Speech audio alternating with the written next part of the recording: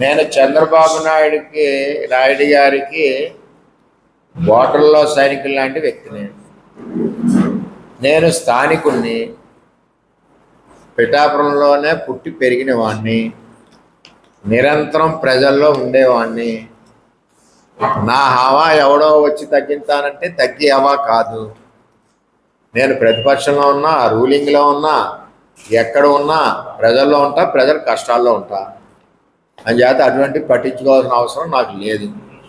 Godavari express వైజాగ్లో బయలుదేరితే ఎక్కువవాడు ఎక్కుతుంటాడు, దిగువాడు దిగుతుంటాడు. ఎక్కిదప్పుడమ్మా housing పట్టాలు అమ్ముకున్న డబ్బులు ఉంటే ఆ భోగిలు ఎక్కించుకుంటాడు. మళ్ళీ ఇంకో చాట ఎక్కిదప్పుడమ్మా మట్టి మాఫియా డబ్బులుంటే ఆ సంచులు భోగిలు వేసుకుంటారు. అతని గురించి మనం ఏం చెప్పుకున్నా ఎన్నో రకాల భోగిలు, కాంగ్రెస్ భోగి, బీజేపీ భోగి, తెలుగుదేశం భోగి, ఆ భోగి, ఈ భోగి. దాని గురించి అంత పట్టించుకోవాల్సిన అవసరం లేదు. అతని టెక్నాలజీ కూడా ఎవరికీ అవసరం లేదు.